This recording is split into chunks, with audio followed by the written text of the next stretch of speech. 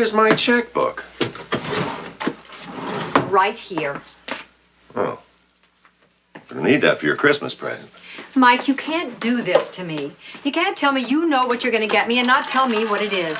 Yes, I can. You know why? No, why? Because I'm mean and cruel and sadistic. Yes, I know that. I just hope you're generous, too. How about a hint? No! Okay, if that's the way you're going to be. I have a surprise for you, too. But if you won't hint, I won't hint. That's the deal. I have to get dressed. Sweetheart. Remember, we don't have any kids at home anymore. And I don't have to go to business at the real estate office today. And you don't have to go to business either. So I thought maybe you and I could do some business together here. Here's the story of a lovely lady who was bringing up three very lovely girls. All of them had hair of gold, like their mother, the youngest one in curls. It's the story of a man named Brady who was busy with three boys of his own. They were born and living all together, yet they were all alone. Till the one day when the lady met this fellow, and they knew that it was much more than a hunch, that this group must somehow form a family. That's the way we all became the Brady Bunch. The Brady Bunch, the Brady Bunch. That's the way we became the Brady Bunch. Hello, everybody, and welcome to a very special episode of A Very Special Podcast. There's so many very special things going on this week because we're pretty much at Christmas now, right? Yes, this is our last episode before Christmas. This is the night before Christmas, basically. And we decided to do, as a treat for all of you out there, A Very Brady Christmas, the Brady Bunch Christmas TV movie from 1988. Perhaps you've seen it? I can't see how you couldn't have seen it. It's on every year. And if you haven't seen it, and you don't have the time to watch it this year, we will take you through it. So you don't have to watch it. So I'm Patrick M. Dunn. You might remember me from all of the previous podcasts that we have done over the last couple of months. And I'm joined here with Kat Halstead. Oh, I forgot to mention, I had a text about the podcast on the Michael Jackson's Thriller episode. Oh, God. I think I might have started to bring this up, but it might have been cut out of a previous episode. But in the Thriller episode, I take offense to the fact that I don't feel like there would be abandoned houses in Los Angeles. Yes. I have learned there are plenty of abandoned buildings in Los Angeles, not just in the outskirts, but also in the city regions. So I told you. So You're like, no, Cat. This is the first time I will admit to being wrong on the podcast, and it probably won't be the last. It won't. So I just had to get that out there. I meant to bring it up last week, but I completely forgot. Anyway, as I mentioned, we did this week A Very Brady Christmas, which is a television movie that came out in 1988 based on the classic sitcom that, everybody knows. We don't have to really explain what the Brady Bunch is. Like, if you don't know what the Brady Bunch is, I need to know what rock you've been living under. Not the third rock from the sun. Because, everybody knows the Brady Bunch. Everybody all over the world knows the Brady Bunch. Since it went into syndication, it has played at least once a day somewhere around the world. Probably multiple times a day. And there are two movies based on the series that were theatrical, the Brady Bunch movie and A Very Brady sequel. Plus, I think they have a direct-to-DVD one where they live in the White House. Yeah, something like that, which you say exists. I've never seen it, so. I know it exists, but I have yet to see it. I have never, witnessed a DVD anywhere. I've never seen it on television, so I don't know anything about it. But I would love to get my hands on it because this movie, this TV movie, it was such a weird joy to watch. Yes, it's like a nice little dip into the Bradys, and then you're suddenly gone. You're like, aww. You get enough. You know that the Bradys are still alive. They're still out there. They're just kind of like chugging along. Now, I guess this isn't the first trip down the Brady well. There's other movies or TV series. First there was the Variety Hour, which was supposed to air once every 5 weeks. And then it kept getting tossed around the schedule, so it didn't have a consistent schedule. And it only lasted a season. And they didn't even have the real jam. They had a fake jam. Eve Plumb. She was like, no, I think I'm going to skip this variety show. I'm not down with the singing and the dancing. I already did Sunshine Day. So what is the premise of this variety show? It's just like skits and dancing and singing? Yeah, it's skits and there's guest stars and it's a variety. Whatever else a variety show was in the 70s. Like Bonnie and Marie, Sonny and Cher. The variety series genre is just before my time, and it's just not something you see anymore. And you don't really see reruns of any of this stuff anywhere, so it just... Yeah, I think Neil Patrick Harris is coming out with a variety show on NBC. Okay, I remember hearing mumblings of that, but I believe Nick Lachey and Jessica Simpson had one at one point in time. I think it was just a special, though. It wasn't like a full-blown series. I was probably drunk and don't remember that. All right. Anyone who's listening to this, if you can confirm that actually happened, send us a tweet. It's we're at Very Podcast right now. Yes. Very Podcast. You can tweet us, follow us. Send us requests for episodes, future episodes. And we completely brushed over the housekeeping. We have the website. averysocialpodcast.tumblr.com.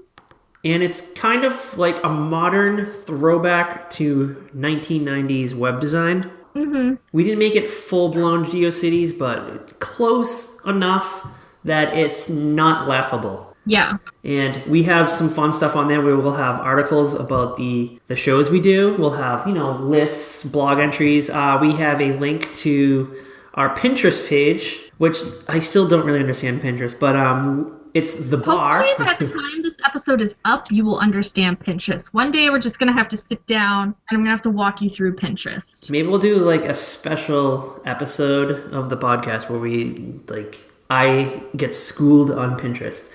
Other than the Brady Bunch variety series, there was also an animated series? Yeah, there was like a Brady's Kids that aired during the same time that the original series was on.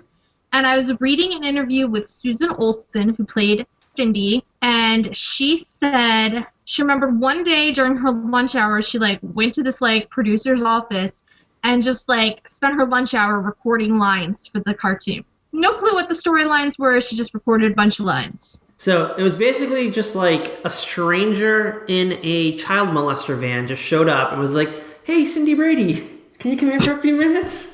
And she's her mother was with Thor, stranger, and just kind of skipped into the van and then recorded lines. And then 6 months later, a cartoon is on the air.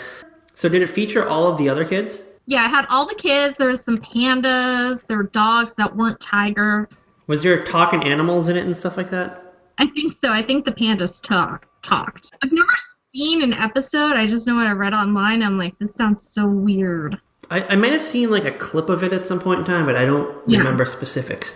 And then there was something, the Brady Brides or the Brady Girls. Yes, the Brady Brides. So originally it was supposed to be a TV movie that led into a series. Instead, they changed it into just a series. So they took the movie and they aired it over 3 weeks instead of in that one night like originally intended. And in it, Jan gets engaged to Philip, who's this older associate professor, and Marcia gets jealous and she meets Wally, and after a whirlwind romance of a week or something ridiculous like that, they decide to get married. All together? Yeah, and then they all decide, let's have a double wedding. And at this point, you kind of get a catch up with all the Bradys. Let me see. I have it in my notes. Okay, at this point, Carol has gone and become a real estate agent since most of the kids are gone. She has a whole lot of time on her hands, so why not?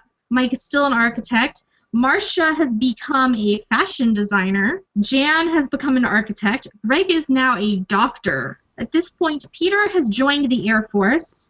Peter and Cindy are both in college, and Alice has finally married Sam the butcher. So it's a somewhat happy ending for everybody, but is there a long lapse in time and then we get A Very Brady Christmas, or is there something in betwixt? The Brady Brides is from 1981, I believe. So by 1988, catch up with the Bradys again. And some things have changed, and then oddly a few things haven't. We learn very early on in the movie that Carol is still a real estate agent. Yes, she is still a real estate agent. Mike is still an architect. They remodeled the Brady house. It no longer looks like it doesn't have that 70s vibe going on. It's now like... No, it's very 80s at this point. It's super 80s. There's like wall-to-wall carpeting. There's a lot of white in there and a lot of like off-white. Like beige and like pale pastels. And the kitchen is completely different looking. That's one of the first things I noticed. Do you think that the Brady Bunch set was destroyed and they had to like redo it from scratch? Or do you think they just kind of like fancy the joint up? I think they just fancy the joint up. I think it's a set that's somewhere like in storage, and maybe they take pieces from here or there to create new sets. Because TV shows do that. You'll like notice, oh, hey, that set looks really familiar. Like last season on Two Broke Girls, they used a set. They totally used Monica's apartments, except it was like all white. And at first I'm like, this looks really familiar. And I'm looking, and then I see the big back window, and I'm like, it's Monica's apartment. Like, it's just a set that's in storage somewhere. Gets brought out when they decide they need the Brady house, which I feel like happens every so often. They need the Brady house. So it's like, you can't destroy the set because somebody's going to need it. I felt like we got a lot of different angles in this that we've never seen before. Yeah. Like, different vantage points of the Brady Bunch house. Like, I felt like the very first scene, like in one of the opening scenes, I felt like they purposely had to do like a camera roll through the house just so we can see all these different angles. Because this obviously wasn't filmed on like a studio audience set. It seemed very single camera-ish, full-blown movie, but it still captured the essence of the show in some weird way.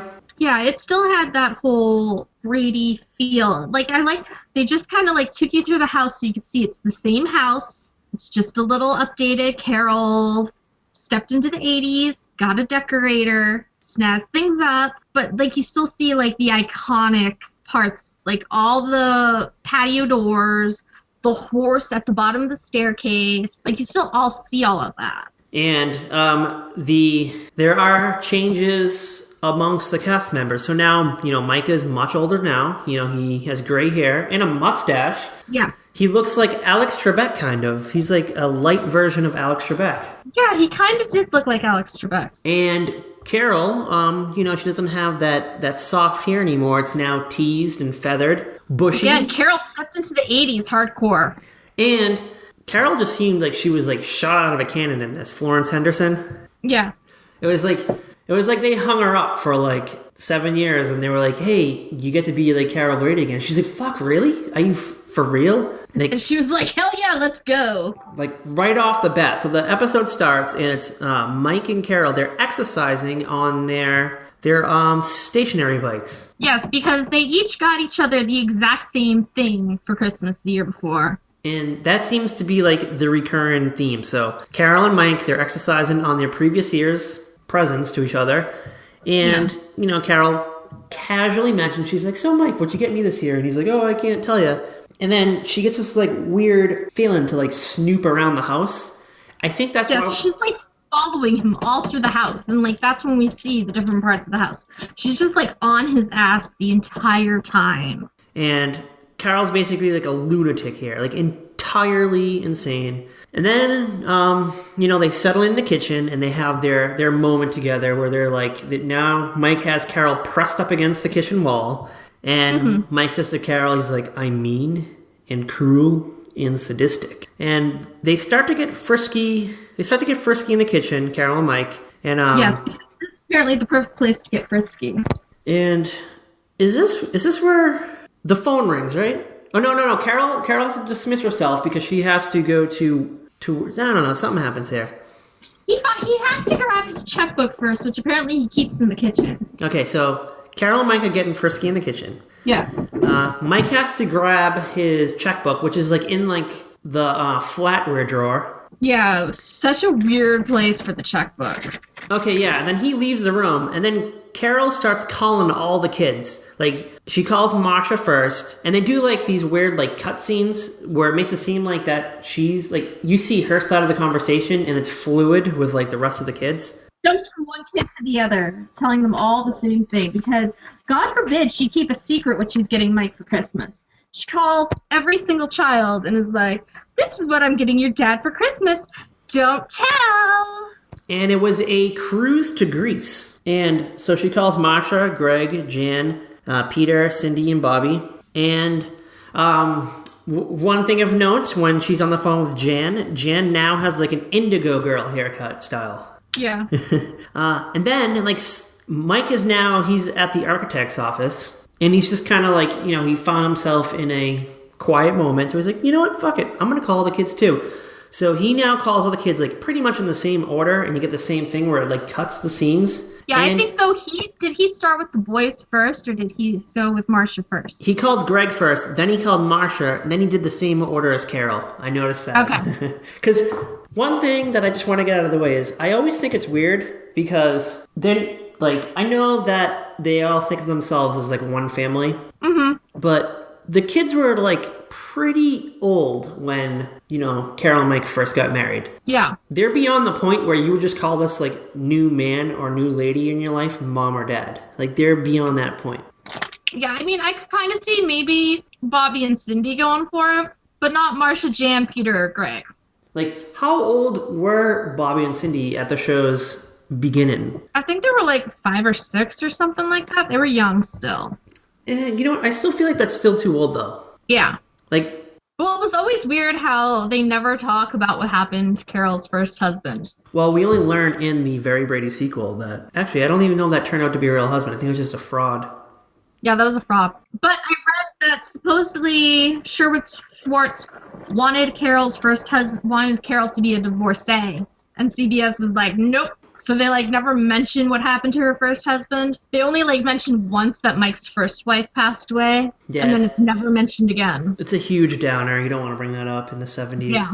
So Mike Brady is now calling up all his kids because he is going to surprise Carol with a trip to the Orient, or more specifically, Japan. I love how they say the Orient. Nobody says the Orient anymore. No, and they specifically, like, mentioned it way too many times in the first, like, 15 minutes of the movie. The Orient. Because I would never think Japan and be like, oh, the Orient. Well, I think it is. It's Oriental. Yeah, but I think that's like an old word that you don't really say anymore. Yeah. Unless you're, like, only referring to, like, a Chinese restaurant for some reason. Or a rug. Yeah. And then I love that Mike and Carol have a vacation account. A stupid vacation account. And, all right, so they're going to get each other, like, a Christmas present. And they're both going to dip into the money that they, like, equally put together. Yeah. So, like, technically, like, Mike Brady, they're buying each other a present with, like, their own money equally. Yeah. Because we've now established that Carol is a successful real estate agent. Successful enough that she's kept her job for 8 years. Technically have, like, started her own little accountant, you know, just kind of, like, rack this all up. Now, I was trying to think of the numbers here, because in 1988, the price for two people to go to either Greece or Japan is the same amount of money to fly. I'm kind of spoiling things here. Is the same amount of money to fly your entire family, their spouses, and, like, their children out to California. 9 people. Yeah, so, like, the same price as 2 people to go to either Japan or Greece is equal to 9 people to fly from wherever they live to California. Well, it might not be the same price, but... Well, I don't know, they seem to have used the money from the vacation account, because... they're going to use the money from the vacation account. It doesn't say they're using all of the money from the vacation account. We'll get to it in a moment, because we have a little mix-up about to happen right here. So, Mike and Carol, they're kind of, like, tiptoeing around each other about their holiday plans. Yeah. And at this moment, the doorbell rings, and guess who shows up? Alice! heartbroken. Everyone's favorite maid. So, like, they're like, Alice, like, it's, we're so happy to see you. And then she just, like, immediately has a smile on her face and it just turns into a frump. And she, like, starts crying. So we learn that Sam the butcher, her husband, leaves her for a younger woman and then writes her a Dear John letter on paper from the butcher shop. That's just mean. And then, like, in his letter, there's all this, like, food-related puns and words. Oh my god, it's awful. It's like, oh my god. One of the lines is that he basically apologizes to Alice, because she's old, and he leaves her for a much younger woman, and he seasons her like a rump roast. I believe that's one of the lines he uses. He's like, she invited me over to season her rump roast. And then he falls for her like a pound of ground chuck. And poor Alice waited forever for Sam the butcher to marry her. And then Carol is, like, surprised, and she's like, oh, I always thought Sam and Alice were like liver and onions. Well, Carol, obviously Sam thought of Alice like liver to leave her for some floozy. So we have that odd Dear John letter, and now Carol and Mike feel bad, so they allow Alice to stay, and, they invite her back into the home. They say they can stay there as long as she wants, and she, like, immediately, like, thinks that she works there again.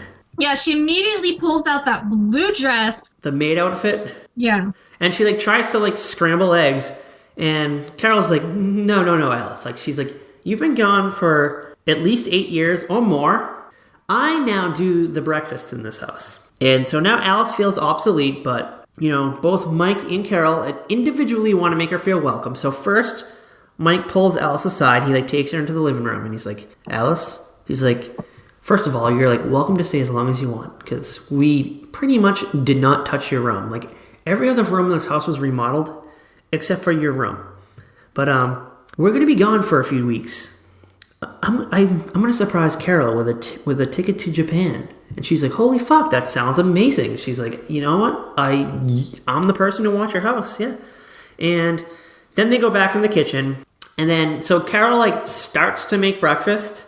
And then she decides to stop. And she's like, I got to go to work. She had, like, a plate of food waiting for Mike. She's like, okay, I'm done. Swallows her orange juice. Alice, walk me to the door. And Carol does the same to Alice. She's like, first of all, she's like, you're more than welcome to stay here as long as you want. Just a heads up, Mike and I are going to be heading out in a few weeks. I'm going to surprise him with a cruise to Greece. And Alice, like, pretended to be excited, but she, like, the way that Ann B. Davis kind of, like, overacts scenes, like, you know that she's like, ooh. It's like, this is going to come out pretty soon. So then we get the greatest, I think one of the greatest scenes in the whole movie, where both Carol and Mike show up at the travel agency. I love that scene. So they go to the same travel agency pretty much at the same time, and they're, like, in different cubicles. Mike's, like, maybe a minute ahead of Carol.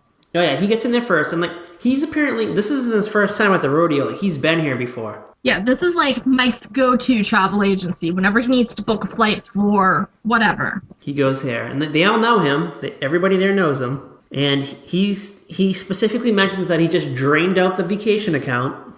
He has a cashier's check. And they're like, the travel agent is pretty much like, typing into a typewriter or something. Whatever. Like an old computer, like, okay. Whatever travel agents did back then. And then we, like, cut to the cubicle next over, and we see Carol. She comes rolling in. She has also has a cashier's check in her hand. Actually, I think it was just a regular check. Yeah, she just had a regular check. And she's, like, talking to the travel agent, talking about how she has exactly the exact amount of money. And the travel agent's like, well, can I just verify this check first? Mm-hmm. Carol's like, go ahead, I have nothing to hide. Go for it. And then her bank reveals, like, so much information to this person. Yeah. She basically tells her that there's not enough money in the account, tells her exactly how much amount of money is in there, and then the travel agent accuses Carol of being a fraud.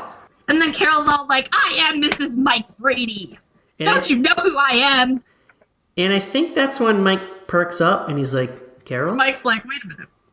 And they kind of like joke around with each other. And they don't decide what they're going to do at that moment in time. They're like, you know what, let's go home and talk this over. Yeah. So both travel agents are probably pissed that neither of them got a sale. And then the guy's probably like pissed at the lady, like, how could you treat a customer like that? Blah, blah, blah. Because she was kind of a bitch. Carol's agent?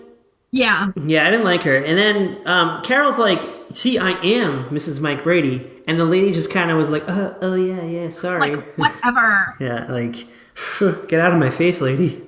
So Carol and Mike go home, and now they're with Alice, and they're kind of like weighing the pros and cons, like trying to decide where to go. And I'll like, Alice, why didn't you tell us we both were planning the same thing? And Alice is like, well, I don't like to lie to people I work for, because she just keeps thinking that she works there. Yeah. And they're like, Alice, you haven't worked here in like 10 years. She's like, oh, I'm so sorry. I don't lie to people I'm friends with. And they kind of chuckle about it. And Alice is very wise here. She's like, you know what? You two, you've traveled the world. You know, your kids have been in the house forever, pretty much. Like, you've gone everywhere. Why don't you, you know, like, sometimes the best vacation is just being home and being with all the kids. But I kind of think this was, like, Alice's ploy just to get the kids back in the house so she can have, like, a purpose again in life. Yeah. And Carol and Mike take the bait, and they then we get the first flashback to a Brady Bunch episode. I believe it's the camping episode.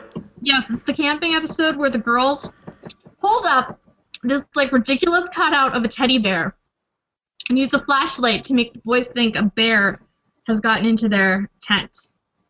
And the bear doesn't move, it's like stationary. Yeah.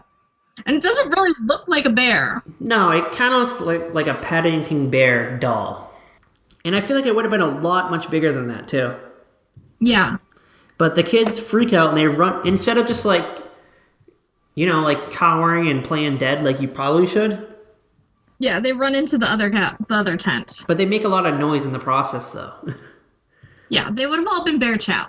And then they run to the girls' tent, and the girls' tent collapses, and Carol comes crawling out, and she's like, yeah. So, you know, after that flashback, Carol and Mike like, fuck. They're like, you know what? Let's just have all the kids come back, and the spouses, and the grandkids. We'll just all have them in our house. Just one big, joyous family holiday. That puts 14 people in that house. Is it ever... we know there's one bathroom. Yeah. There's at least 4 bedrooms, counting, you know, Carol and Mike, the girls, the boys' room, and Alice's room. Mm-hmm. There's a kitchen and a living room. Like, is there any other rooms that we don't know about?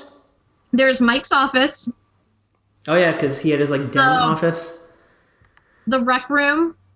And apparently, at this point, Carol has an office. I don't know what room that used to be. And there's a bathroom downstairs. I think one of the rooms... Do you think the rec room is where they had their stationary exercise bikes? Yeah. And then so I think it's either the boys' room or the girls' room is morphed into Carol's office. It just doesn't like make sense set-wise. Did Carol come through the bathroom? Yeah, I don't know. I'll have to go back and watch it again to kind of like figure out the layout. Because like the second time I watched it, I was trying to figure out like how did this mash up? Like what room is this? It's always bothered me. I'm trying to like figure out what room this is. And I don't know, but I think there's enough room. Actually, I think there's gotta be. If my freaking family can fit like 20-something people in a house, the Brady Bunch can fit their like 14-something. I believe there's a scene where they all like lay out where everyone's going to sleep. Yeah. Because they jump ahead. So now Carol is armed with the task of calling all the kids and inviting them. So Marsha is the first one she calls again, like when she first called to announce her Greece trip. Yes. And this is where we get the first glimpse of Marsha's annoying children. Oh my gosh. And she has a ginger-haired son. That poor child. And he's worse than Cousin Oliver. Now, do you think that Cousin Oliver kind of got like the short end of the stick in the Brady sequel movies? Because I know he's a much revered character in the series long run. But, I mean, I'm surprised they didn't bring him back even for like they could have brought him back for like a quick scene or two. Or what if they could have just said, "Oh yeah, I just got off the phone with Cousin Oliver." Yeah, he can't make it. He's in jail. I don't know. You know what? I actually don't mind Cousin Oliver. Like, I don't find him to be super annoying or anything. So. Yeah, I never really thought about it because you didn't see. He's like their Olivia, like on the Cosby Show. Yeah. Little Olivia, just that person there to do all the cute little kid stuff that the other kids have outgrown. And see, the thing is when you start watching the show when you're a kid and it's all like every episode's out and you don't see it in any particular order and you just randomly get like a Cousin Oliver episode, it doesn't annoy you. But like if that were to happen today and they just like randomly just decided to add a child to a series and you're an adult, you're like, fuck, why did they have to add this stupid kid to the show? Exactly. It's like, oh, great. Now we've got a Cousin Oliver. Yeah, Cousin Oliver too. Marsha's husband comes home while she's on the phone with Carol. Marsha's husband's name is Wally, we learned. Yes. Wally, and he works... He's a wild and crazy fun guy. And he used to work for the Tyler Toy Company, but he got fired. Yeah, he got fired in the merger, and he's just SOL. They kind of like go into too much detail of like exactly what happened, but all they really had to do was just have him just say he was fired, and I would have accepted it because I'm like, you know what, I don't... Yeah, I don't think they needed to know like all of that. I feel like any of the plot lines involving the spouses of the main characters, I'm just like, I don't care. Well, to be fair, Wally and Philip, Jan's husband, are already a part of the Brady family because of the Brady brides. So I think you're going to care a little bit more about them Than Valerie? than Valerie, Peter's girlfriend, or Greg's wife, Nora. But I honestly had no emotional connection to any of the spouses. Mm-hmm. I'm just like, all right, they're just taking up way too much time with this. Like, we keep getting this side story of Wally and him losing his job at the Tyler Toy Company. And they decide that they're going to... Marsha, she decides, all right, we're going to go back to my family's house on Christmas, but they agree. Actually, it's mostly Wally agrees that, we got to keep this under wraps. I don't really get why. Well, he can't let the Brady family know he totally screwed up and lost his job, and now he can't take care of their poor, precious Marsha. Yeah, but she's a world-famous fashion designer.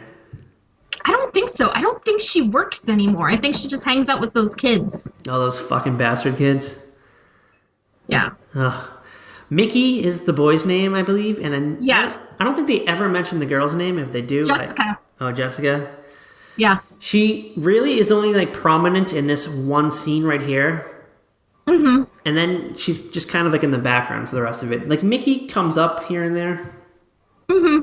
And then... so Marsha and Wally kind of trying to figure what they're going to do. But then we cut back to the Brady house, and Carol's on the phone with Ted Roberts, the commercial construction guy, I guess is what his deal is. This evil guy who Mike is working for. He kind of becomes the villain of the story. Yeah, he has no boundaries. No boundaries. So, I guess Carol is his real estate agent. Yeah. And Carol sold him the piece of land.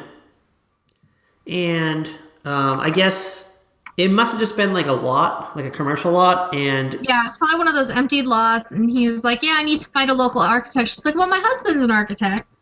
Here's his number. So Mike is apparently the greatest architect this side of Frank Lloyd Wright. Actually, both sides of Frank Lloyd Wright. Yeah. But Ted Roberts, he kind of he just wants to cut costs. He's like... Yeah, he just wants the building done. He wants to fill it with renters and be done with it. He doesn't care about the structure, the safety. I believe it's referred to as the structural design modification. Yeah. There's the scene here where Carol uses business terms, and it just seems really forced.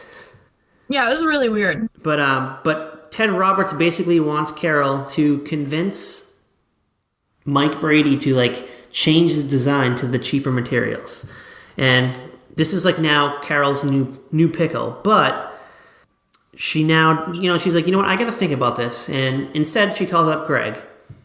Actually, I think Greg might have called her. I think she called Greg. Okay, yeah, so she calls Greg, and she now invites Greg to this wonderful Christmas at their house.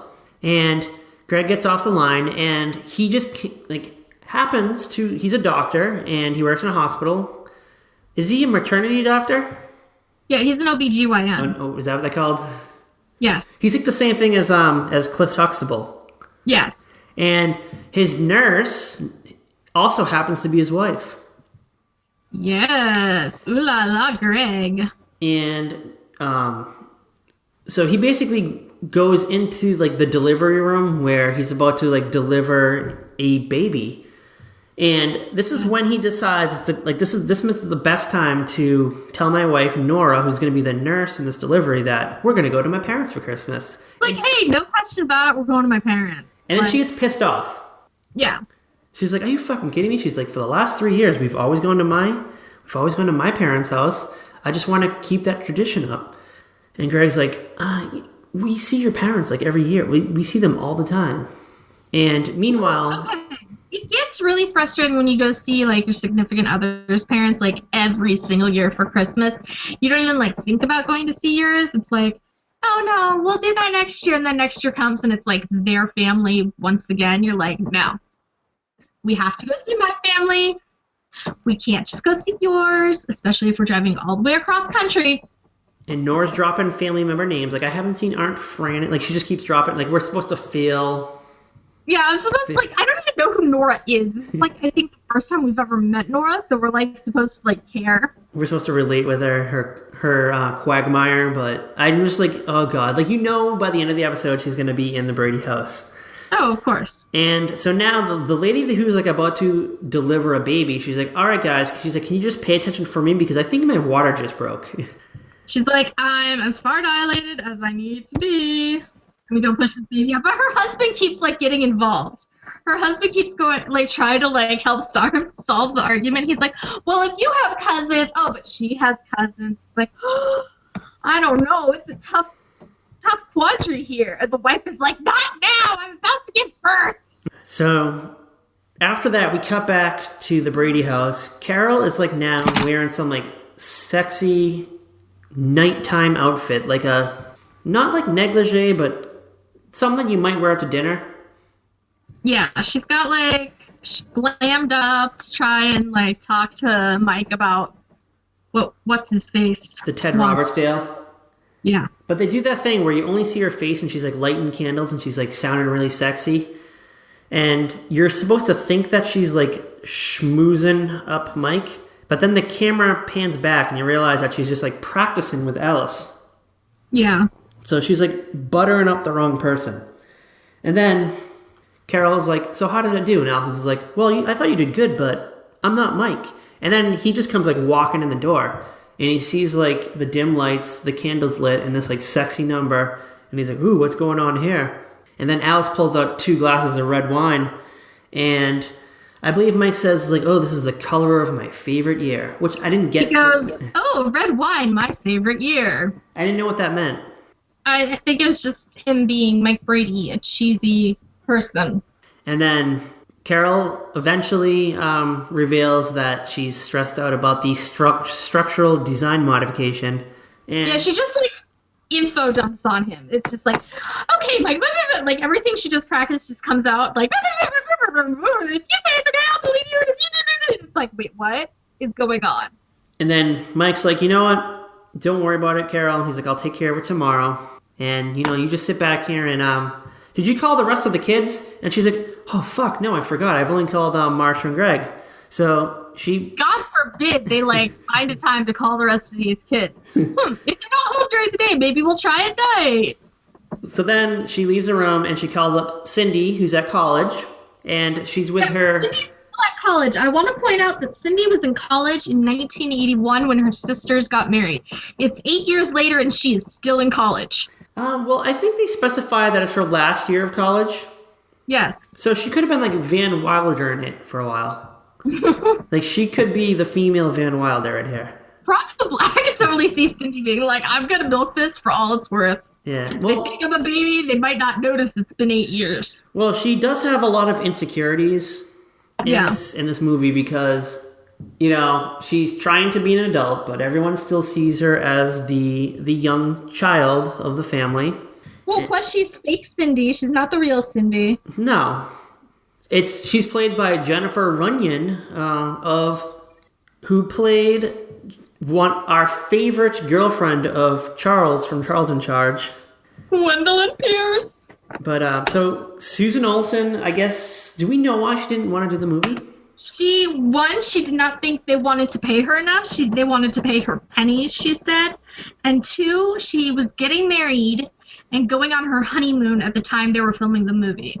So they just, like, recast her. I thought that the actress did an all right job. If I had not known that she was recasted, honestly, I probably wouldn't even notice. Yeah. Like, I think she was fine as Cindy Brady. I'd like to see her as Cindy Brady again. Yeah, like, if they ever come back to, like, the later years, but I don't know, they probably wouldn't use her. Who knows what she's up to these days? I felt like... She retired from acting. Yeah, she retired. Susan Olsen, though, is probably still available. She'd fucking kill for it, I guess. Probably. So, Cindy's roommate answers the phone. Actually, isn't it Mike who calls and not Carol? Yeah, Mike calls Cindy, and, like, Cindy's roommate answers the phone and is all like, hello? And Mike's like, hi. And she's like, she lists, like, all these different guys, and he's finally like, this is Mike. And she's like, oh, hi, Mike.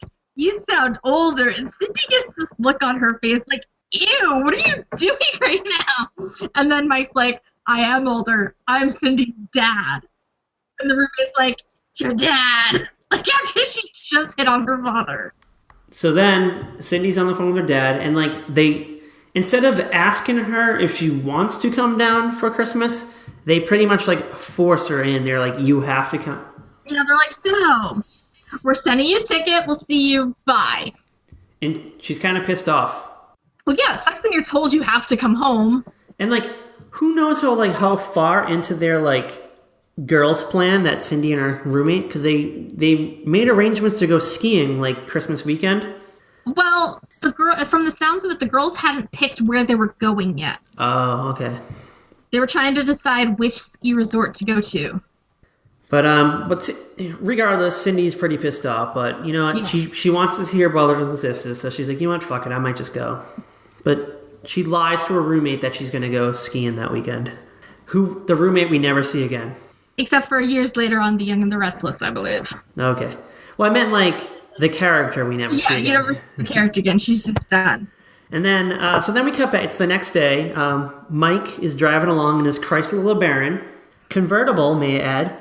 And Mike always had pretty nice convertibles. Like, a Chrysler LeBaron in, like, 1988 was fucking top-notch, too. I'm going to take your word for it since I know nothing about cars. So he shows up at the construction site to heckle Ted Roberts. He's like, are you fucking giving my wife a hard time about this whole, like, structural design modification? And Ted Roberts is like, you know what? He's like, I have things I need to pay for. He's like, I have this lifestyle I need to maintain. He's like, I'm a rich man, and I want to remain a rich man. So I'm going to use this cheap shit here. And you know what that means? It means he's got like 3 girlfriends on the side, and they all want mink coats and diamonds for Christmas. Oh, yeah, probably. Because, as I said, he's like the mustache-twirling villain of the episode. And Ted's like, you know what? You're not the only... Like, Ted's like, you know what? There's got to be other architects in this town. And Mike's like, you know what? There probably is. He's like, I don't want part of your shady. He's like, if shit goes wrong, he's like, don't come calling me. Which, like, you knew right then and there. It's like, fuck, like, oh yeah, something's gonna go wrong. He's gonna call Mike. He squashed this beef, and I'm just like, I bet you this movie will end with, like, a building collapsing. And then I'm like, it's the Brady Bunch. It's Christmas time. Things aren't gonna get that dire, but we'll see. We'll see. So now we take a visit into Peter Brady's life. He's in his office, his place of work, and he's shacking up with Valerie, his boss. Yes. And okay, I'm going to tell you something. Peter and Valerie, I am convinced, just live in Arizona. Just because of all those cacti in the background of her office, like from her window. I'm just like, it's Arizona. You cannot convince me otherwise that it's Arizona. Yeah, it's just like an office building in the middle of a desert, because I have that in my notes. Like, they just show all the long windows, and you just see like a bunch of cacti and like nothing behind it. Yeah. Well, plus they drove to the Brady house. They didn't fly like everybody else. Oh, yeah, that's right. So he's probably like a few hours away, not too far. Where in California do the Bradys live? Is it a Los Angeles suburb, or? Believed to be LA. Okay, that's what I know the actual Brady Bunch house is in Los Angeles area. Yeah. So I always just kind of assumed they like kept up with that thought. But Valerie is Peter's girlfriend and boss. There's 9 to 5 Peter, and then there's 5 to 9 Peter. Okay, do you think that's 5 p.m. to 9 p.m. or 5 p.m. to 9 a.m.? Well, I think it's 9 a.m. to 5 p.m. and then from 5 p.m. to 9 a.m. So it's like a 24-hour Peter, but there's like 2 different hats that he wears. Actually, there's one where he has to listen to Valerie at work, and then there's one where he doesn't. There's one where he wears a business suit, and there's one where he wears no clothes at all. Oh, God. But then there's almost like a sex scene here, because they're in Valerie's office, and he like mounts her on her desk. And then she's like, we need to get back to work. These reports aren't going to file themselves. Yes, because you're worried about the reports right now. But she agrees to go with Peter to Christmas at his family's house. But, he's still a little on edge about it. He's not too crazy. Well, yeah, she wants to make sure all these brothers and sisters he claims to have are real. Well, I've had boyfriends be like, did you really have 3 step-siblings? And I'm like, yeah. Yeah, but I don't think that they refer to each other as step-brother and step-sister. No, they don't. So it's like, do you really have 5 other brothers and sisters? It's like, yeah. Like, do you really have 4 other brothers and sisters? I'm like, yes, I really have 4 other brothers and sisters. Then we meet up with Bobby Brady. Yes. Who he pretends that he is still in graduate school, but secretly he's dropped out of college, and he's now pursuing a career as a race car driver. Yeah, I really hope Mike and Carol haven't been paying his tuition. I was wondering that. But I mean, he's in graduate school, so I'm like, at that point in time, like, you probably should take care of your own shit. Like, you probably have a job at this point in time. Like, I feel like if you just get your bachelor's degree, you're going to start working, and then maybe like a few years goes by, and then you're like, maybe I'll go back for my master's. Yeah. So, I mean, like, hopefully he's going to be paying for it or have some kind of like financial aid. Hopefully. That's what I kind of gathered. But he decided to throw it all out and become a race car driver. And I guess he's really good at it. Yeah, he's pretty decent. We see like an actual, like, he's in a race with another guy and he wins. I think that was like a practice race. Yeah, but he still won. He still won the race. Yeah. And then now basically the whole family's in. And actually, no, wait, we forgot about Jan. We always forget about Jan. Oh, yes, poor Jan. So her marriage is falling apart. Her husband's stomping out as he's moving his stuff out in a snowstorm. Oh, yeah, he's like kicking things around. He like kicks up the like the throw rug that's on the ground. He steals their pet fish, and then I think like some kind of blanket too. Yeah. But Carol calls up, like in the middle of them like separating, and they invite both Jen and Philip to the Brady Christmas, and instead of just like admitting to what's going on, Jan puts Philip on the phone, and now they're all like stuck going to Christmas. Like shit, it's like, we have to keep this up now for like at least another week. Yeah, it's like, oh great, we have to pretend we love each other for another week. Thanks, Jan. And he leaves anyway. He still leaves the house. Yeah. Where do they live? Did they establish where? I don't think so, but for some reason I want to say Washington, D.C. I don't know why, but I just feel like it's Washington, D.C. I was getting a New York vibe from it, but who knows? It's somewhere on the East Coast, I think. Yeah, I mean, because you can get snow in Washington, D.C. Yeah. So then we cut back. Now it's Alice, Mike, and Carol. This is what we were talking about earlier. So they're now plotting out who will sleep where. Yeah. And Mike has this all planned out. And Carol immediately hates his plans because he forgets to account where Carol and Mike are going to sleep. Yeah. Why wouldn't they just sleep in their own room? Because, I mean, It's a big enough house. I think you could fit everyone in there, and then plus you have like the big ass living room that like someone could sleep on the couch. Yeah, like what I didn't get is why they didn't just put like all the kids, like the little kids, in one room, just like lock them away in one room, let them have their crazy time, and then put like the rest of the adults in appropriate rooms. Yeah, because I think the way it was like situated, they just put like 2 people into a room. Yeah, except for like Marcia and Wally, they made their daughter sleep in that room. But not Mickey. Yeah, they put Mickey with Greg and Kevin. Yeah. I would have put all 3 of those kids in like the rec room and just like locked them in and been done with it. Like, okay, you guys, you get to sleep in here tonight. Yeah, then like I would have figured something out for everybody else. Like, I don't know, like maybe all 3 of the boys could have been in their old room. Unless that is the room that Jan and Philip were in. It could have been, but they paired all the characters up with pretty much just like 2 people, just so they can all like hash out their little issue. Their issues that have been going on in the episode. So before we get there, though, Carol and Mike, they're now in bed, and Carol's beaming because all the kids are coming home, and little do they know that it's all a crisis. Like, every one of their kids are going through some kind of mental crisis. Yeah. A physical, like just some kind of calamity is in their life. Something's going on with each and every single one of them. But Carol and Mike are beaming, and of course they have to lay out their sexual puns. So Mike's like, Carol, do you want to see me beaming? And then it cuts the scene. So now my goodness. So now we cut back to Greg and Nora. They're still arguing, and they decide at this point that they're going to just split up Christmas duties. Yeah. So Nora's going to go home and see her family. Because she just refuses to not see her family. She can't, give Greg this 1 year. No, so Greg and Kevin, their son, they're going to go to the Brady house.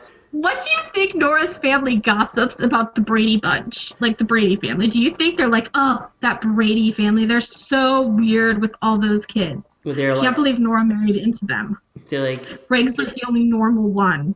Is Greg the only normal one, though? Because, if they learned about his past, where he thought he was Johnny Bravo... Yeah, I don't know. And, the weird unresolved sexual tension between him and Marcia. Oh, let's hope they never learn about that. I don't know. The list goes on. There's so many episodes of the Brady Bunch that we could always go back to. Peter's probably the most normal one. Yeah, his problem's, not even really that big. It's just him being insecure about Valerie making more money. Yeah, and actually Cindy's just pretty insecure about herself also. It's not really that much. Cindy's just I'm sick of being treated like the baby, even though I am the baby. It would have been more exciting if she came back to be an alcoholic or something, or a cokehead. Okay, that is the Bradys, where one of them is an alcoholic. Okay, which is the sequel to this movie. Yes. All right, so Greg and Nora, they split up Christmas duties, and now they start making out in the hospital, and then a hospital maid comes in. Yeah, this hospital worker who apparently doesn't know that Greg is married to Nora walks in, and she's scandalized that he is making out with this woman. And Greg's oh, I'm just teaching this nurse how to do mouth-to-mouth resuscitation. And she just slams the door and busts out of there. God, it was cheesy. It was ridiculous. It was awesome. Yeah, there's a lot of weird unresolved... No, actually, not unresolved. There's a lot of weird sexual tension in this episode. Well, yeah, they're finally grown up, so you can show them doing slightly more grown-up things, but then they go a little overboard with it. But it's all just heavy petting and kissing is all it really is. Yeah. But now we go back to the Brady house, and this is where we get this great musical montage. So we have basically 2 things are happening. It's Mike and Carol are setting up Camp Brady. Yes. And then Alice is on airport duty. Yes, because apparently most of these rooms that used to be bedrooms no longer have beds in them. So they have to set that all up. So they basically have all these extra mattresses and cots and sleeping bags everywhere. Yeah. And we get little scenes. It's basically just Carol's unrolling the sleeping bags and goose feathers are flying everywhere. And then they're trying to carry these heavy mattresses up the stairs. Yeah. And then you have Alice running around the airport getting lost. Trying to figure out who's coming in on what flight, which gate, which terminal. and Alice is on like those flat escalators, so you don't like so you have to walk, and she's like going the wrong way down it. And she like doesn't recognize Cindy. She almost doesn't notice Bobby with his blonde hair. Yeah, she misses she's always like missing everyone by a second, and she's like, except for Jan. Like Jan and Philip, she like sees them right away. Yeah, and she keeps like she's running back and forth. She's trying to like catch up with the airport monitors, like to show like where the next flight's coming from. Yeah. And she's always like, she has to be in two places at once, and they show her running back and forth, and she just can't figure it out. So basically, all the kids arrive one by one, and she rounds them up. She rallies them up, and like, did she like rent a bus or something? Like, how did she get them all back to the house? No, they all I think they all still took taxis. Yeah, actually, you know what? They all come back to the house one by one. Even though yeah, they don't like show up all together. Like, I don't understand the point of like sending Alice if they're not all showing up at once. Yeah, so they're all coming back one by one into the house, and then after everyone gets there, like even Peter arrives, Cindy arrives, like everyone's there, and then like 10 minutes later, Alice shows up at the door and she has everyone's luggage. Yeah, and she's like holding it all, like no one. She's like holding luggage with her teeth. Yeah, like, none of this would even happen today. She'd be like, okay, just meet me at baggage claim, and you're all waiting until everybody's here. And then we're taking this rental van back to the house. And then, I think there's like an immediate reference to Greg's mustache. Did I mention that Greg has a mustache now? Yes, Greg now has a mustache. Peter and Valerie are there. They're the first ones to arrive because they drove, which is another reason I think they're in Arizona. And Mike, Peter, and young Kevin are together, and Peter goes, Kevin's the one without the mustache. Ooh. And then Marsha's kids, they're talking to Wally, and they're basically just like teasing him because he doesn't have a job. Yeah, they're like really bratty about it. They'd be like, I know that you're down and out right now. I guess we still love you, though. It's like, we love you. Don't worry. We won't tell Grandma and Grandpa. Please, how many minutes do you think it was before Mickey actually told Mike? It was probably like 5 minutes. It's like, Grandpa, Dad gets to stay home and play with me all the time now because he doesn't have a job. He's kind of like an asshole kid, too. Yeah, he is like the biggest little asshole. And do you know what else I also noticed is that even, like, this is the house they all grew up in, but every time someone shows up, they use the doorbell. Yeah. Like, that was kind of weird. Like, when I went back to my dad and stepmom's house for Christmas last year, we just walked in. Yeah, you just kind of, like, you might just look in. Like, every time I came home from college, I just walked in. Yeah, you don't ring the doorbell unless, like, the door's locked. Yeah. Like, unless it's locked. And if you're expecting people, you don't lock the door. Like, I was texting with my dad on the way. I'm like, okay, we're here. These stupid mountain roads take longer to drive through than we realized. And then, when Cindy shows up, I think it might be Peter references that she looks different without her curls. It was Greg. Oh, was it Greg? Greg's all like, oh, you don't have curls anymore. And she's like, I haven't had curls in 12 years. Just making that reference to how they all think of her the same way. Yeah. She should have asked what crawled up and died on his face. And then, so now everyone's together. We get like a big group hug. Mickey's teasing Greg's kid, Kevin, trying to like get him to slide. He called him a slug. He called him a slug. I don't understand why they call him a slug. Did you figure that out? I think they make a reference somewhere in the beginning of the movie that he's shy. Yeah. I thought that might have had to do with it. But Mickey is now trying to convince Kevin to slide down the banister. Hey, if there's a banister to slide down, it's that banister. And then I think Mickey ends up doing it and he gets yelled at by Mike. Yeah, he does. Mike goes and catches him right towards I guess actually that's not the banister because you still want to stop. Like, I had a banister in one of my houses. We totally slid down it. But it had the knoll post at the end so that you didn't, like, just fly off. Like you'd hit your nuts on it if you were a boy. Yeah. And then, now that everyone's back in the house, we have to, like, slyly bring up everyone's, like, insecurity about the episode. So, like, you have Alice looking for financial advice from Bobby because he's going to business school. You have Mike asking... And he all, like, panics. He's like, any firm I work for won't let me do it for free. And it's like, dude, you can give Alice advice for free if you really want to give Alice advice. Calm the hell down, you asswipe. Then you have Mike asking Jen when her and Philip are going to have kids. Yeah. Someone asked Marsh's husband Wally about his job at the Tyler Toy Company. Mike asked. Actually, it's Mike. Mike's all like, "I bet you get lots of free samples, don't you?" Yeah. So like everyone's, everything that everyone's insecure about has to come up in sly conversation, and like one by one, all the kids just kind of like slip out of the room, and then Greg just keeps mentioning that he misses Nora. Yeah, Greg has like the least problem out of everybody else. Like no one has come up to him and like, no one even seems concerned that Nora's not there. Like no one even seems to care. Yeah, no, Nora. I guess maybe they just don't like her. Yeah, I kind of got the impression that they don't even know her name. I kind of got the impression that like no one even knew who she was. Like, has anyone met her? I'm going to just believe that the Bradys have met. They've like been reunited. We just haven't seen it before, so it's like maybe not everybody's there for Christmas, but they had to have all been to like Greg's wedding or something, right? Yeah, like maybe they just met her once, like at the wedding, and that was it. Yeah, they like met her once or twice. Not everybody's like really seen her. Because it seems like when Kevin and Mickey, the two grandkids, meet, it feels like that they've never met each other before. Well, here's the thing. If you don't see your cousins very often because they're in different parts of the country, it's awkward. Yeah, I guess you're right. Like, I have a cousin. I have only met her twice. Yeah, so I guess that's right. So now it's nighttime, and like everyone is kind of like in their respective rooms. So you have Jan and Philip like were duped into sharing a double bed, and he freaks out and he sleeps. Because God forbid a married couple share a double bed. I love how Jan's like, my mother thinks it's appropriate. Like, of course she thinks it's appropriate, you idiot. You're married to this man. As far as your mother knows, everything's fine. And Philip is like totally okay to like get in the bed with her, and Jan's like, no.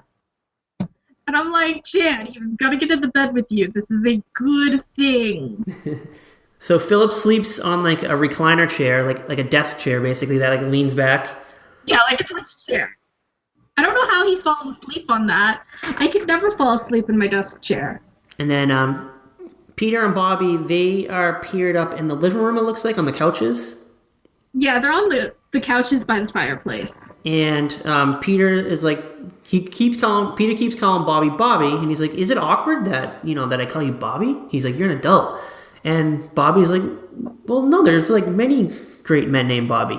And Peter's like, yeah, like Bobby Kennedy. And then Bobby's like, no, like then he starts naming off like race car drivers with the name Bobby. Yeah. And then Peter's like, what the hell? When we finally get the revelation that Bobby dropped out of college, and then like now Peter feels guilty, and then they get into this weird like talk about his girlfriend Valerie, and he just feels inferior because she makes more money than him. Okay, but I kind of get like Peter asking Bobby if he really is still okay being called Bobby. Like, what if you were still if you were a kid and everybody called you Patty, and now you're like 33 and everybody's like Patty? No, but you know what though? Like, I feel like if it's kinfolk, then it's okay. Yeah, like, I guess that's true, because, like, I let my aunts and my cousins still call me Katie. Yeah, like, you let it slide. Or my dad called me Kate, or my brother called me Kate, even though everybody else in the world calls me Kat. And then, so, Peter's confused about Valerie. Like, he wants to propose to her, but she makes more money than him, and he just feels like it's 1988, so, like, I guess equality is not on the forefront of things at this point in time, because it's not as common for the woman to make more than the man yet. Yeah, but it's such a weird conversation that they were having. They're just like, really? Like, I feel like in 1988 it probably made way more sense than it does in 2014. Yeah, and then we cut to Valerie and Cindy are now there, so they're paired up, and Cindy's just kind of bitching around because she still feels like she's the youngest, and no one takes her seriously ever. Yeah. And Val interrupts because she's like, you know what? I feel like I'm the problem because like I'm the boss, and I make way much more money than than Peter. He's never going to propose to me. And like Cindy is actually kind of like forward thinking right here. She's like, holy shit. She's like, you just need to get with the program, Valerie, and just propose to him. Yeah. Cindy's probably the smartest one, but they never listen to her because she's the youngest. Yeah, she just completely goes unnoticed. She's like Lisa Simpson. Yeah. So then we kind of start things coming together slowly. So we cut back to Jan and Philip, and Philip's now asleep on the chair. Jan wakes up and she sees that he's not covered, so she just grabs like a blanket and throws the blanket on him like sweet loving wife would. And then she confesses. And he wakes up. She confesses that she's she's felt ignored all these years, and I guess was he a professor, like a college professor? Yeah, he was like an associate professor, and then he got knocked up to full-time professor. And he did a lot of like dissertations and stuff, so I guess he was doing a lot of work. He would just like fall asleep at his desk. Yeah. So all these years, Jan would just throw a blanket over him, and all she ever just wanted was like a thank you. That's all she ever wanted. Yeah, that's all she ever wanted. Like for him to acknowledge that she did something nice. And my favorite part is she goes, "What did you think? It was the blanket fairy?" And he's like, I never thought about it. Like he just never thought about it. Then we kind of get to some late night shenanigans. So Mickey wakes Kevin up, and he's like, "Kevin, I have to pee." And he's like, "I don't want to go alone." Well, yeah, because it's an unfamiliar house, and there are all these weird, crazy relatives around. And I like that they're not sure where the bathroom is. Like, they've been in the house, like, for at least for a couple hours now. They probably should have figured it out before they went to bed.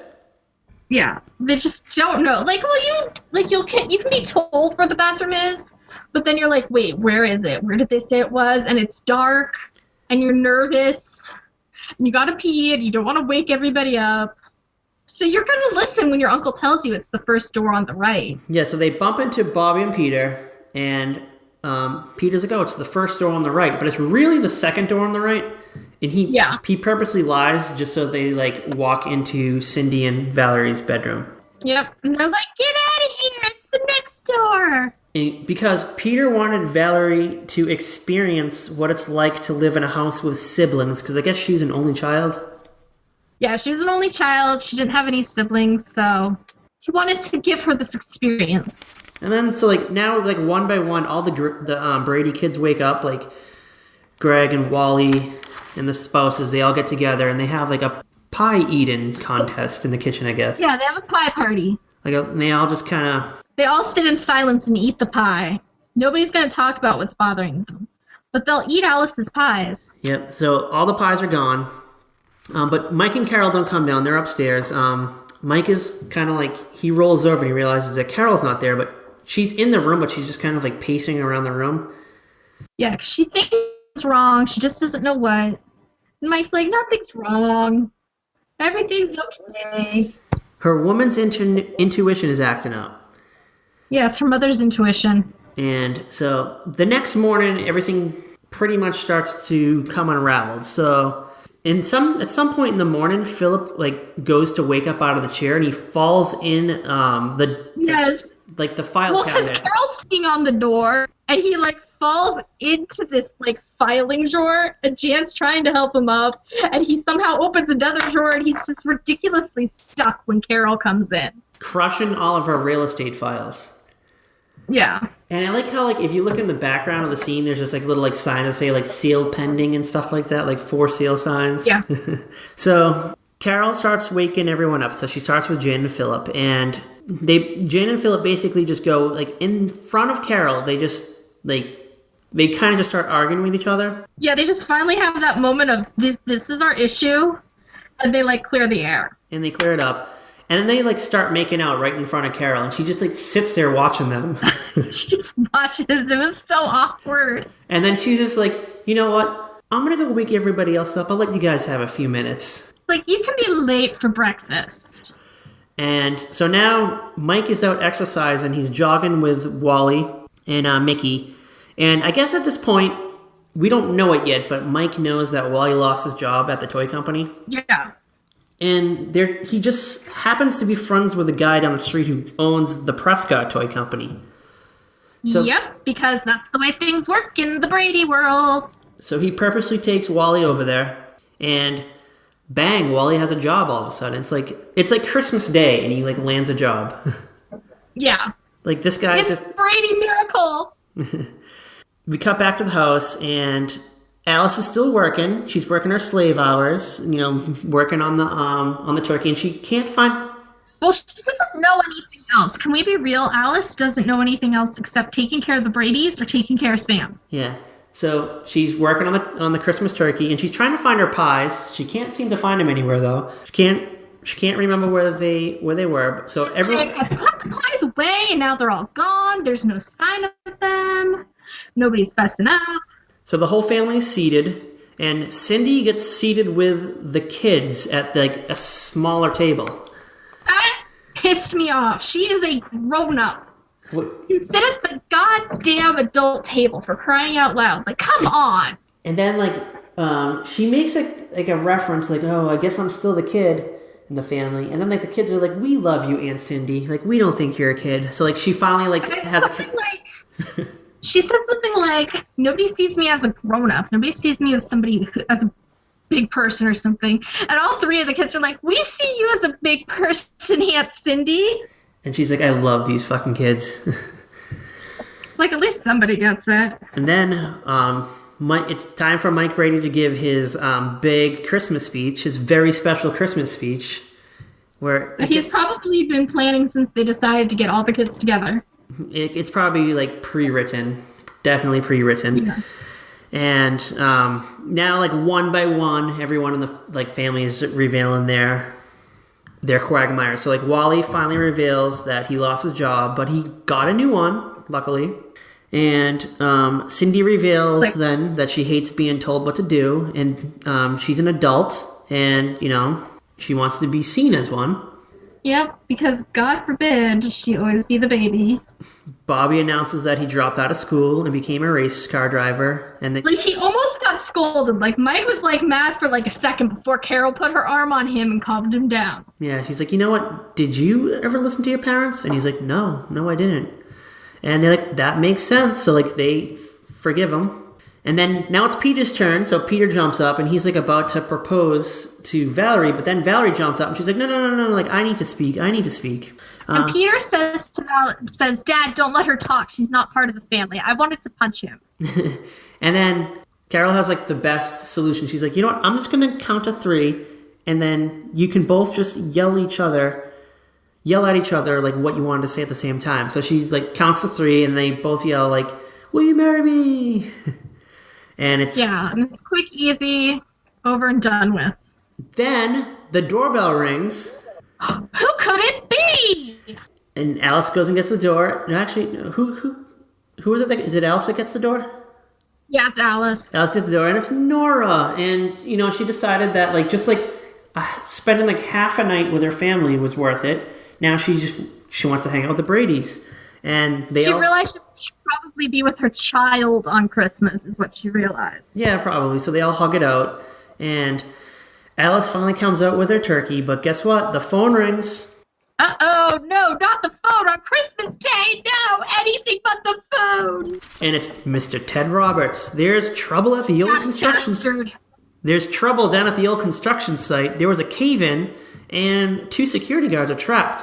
And it's like, so they call the architect, and it's now Mike to the rescue. So my first thought right here is, I know that you're going to call the architect, like, if there's an issue with the building. Yeah. And the architect will probably go down to the site and, like, review his plans and the building and all the damage and stuff like that. Yeah. But Mike goes into the rubble. So, like, would you actually send the architect inside the building? Or do you get, like... I feel like you wouldn't. I feel like you would have special, like, rescue workers or something, like firefighters. Like, you'd have, like... Like, I feel like the firefighters and the architect would look at the plans. They would say, okay, this is what it sounds like happened. You guys go in. I'll be out here chilling. Yeah, like, you'd have, like, a debriefing. Well, because, like, if something horrible happened, you still might need the architect for some reason. And if he's inside there and the building fell on him, like, then you're fucked. Like, there's no... Exactly. I don't know. So they let Mike go into the rubble to rescue the 2 security guards. And the 2 security guards get rescued, but then the building collapses on top of Mike, and he's now trapped inside. He's just there chilling, waiting until Carol sings "Oh Come All Ye Faithful" outside. All right, so for him to be like, "Oh crap, I gotta go." Before we get to that, so Mike's trapped inside, and it looks like he's not going to get out. So the whole Brady Bunch family are there. They're all standing there behind the police line, and the Brady men want to rush in and go rescue him, but the cops no, you can't do that. And they're like, we already let one fool do that, and now he's trapped. So Cindy's now with Carol, and she brings up to her mom. She's like, "Do you remember that time when I was a kid and you lost your voice? And I prayed to Santa that you would get your voice back, and you got your voice back." And oh yes, Cindy, I remember that. And then Cindy's like, "I wish Santa were real. Just so I can ask him for that." And then now we have the power of Carol's voice. She starts singing the song that she sang when she lost her voice and then miraculously got it back. Come, all ye faithful, joyful and triumphant. And then I guess the rest of the family starts joining in, and they're loud enough. So Mike is now in the building, and I'm gathering he must have been disoriented, but then he heard the sound of his family, so he knew what direction to go in. Yeah. That's how I kind of... It has to be something like that. That's what I gathered happened. So then he comes out. They're all excited. They cross the police line, despite there still being a potential hazard going on. The only ones who don't cross are Alice and the 3 little kids. Yeah, I guess it's probably a wiser day for them to stay back. Even Wally and Philip and Nora and Valerie was really weird. And then we cut to the news reporter who's on the scene, and she reveals, she's like, "It's a Christmas miracle, and I just happened to look up, and guess what street this is? 34th Street. That's the street of where the building was." 34th Street! So we start to hear some Christmas music, and then we cut over back to the Brady house, and they're, they decided to give dinner a second chance. Well, now that they're all there, Mike's had a shower. They're all cleaned up. They've had a miracle on 34th Street. It's all good. Alice reheated the turkey dinner from earlier. And everyone's happy, but Alice is still feeling a little down in the dumps. Well, yeah, 'cause she doesn't have her Sam the Butcher. But the doorbell rings, and it's all right, who the fuck could it be now? It's everyone that possibly could have showed up has showed up. And it's Santa. Santa's at the door. But wait, it's not Santa. It's Sam the Butcher. He's come back to win Alice back. Because he realized it was her rump roast that he wanted to season. Yeah, I believe he tells Alice that she is the top sirloin in his life. Mm-hmm. And we kind of get they start singing a Christmas, "We Wish You a Merry Christmas" or something, and we pan out to the site of the Brady house, and the credits roll. Yep. That was a very Brady Christmas. That was basically a very Brady Christmas in a nutshell. Actually, that was pretty much the whole thing. Yeah, that was the whole thing. You went through it like that. And that is basically our Christmas season. Yes. We survived our very first Christmas. Yeah. And next year we're gonna take a quick break from the sitcom world for a little while. We're gonna do another movie. Yes, you have a movie coming up. And then we'll return to the sitcoms in January. Oh, come, all ye faithful, joyful and triumphant. Oh, come ye to Bethlehem. Come and behold him, born the King of ages. Oh, come, let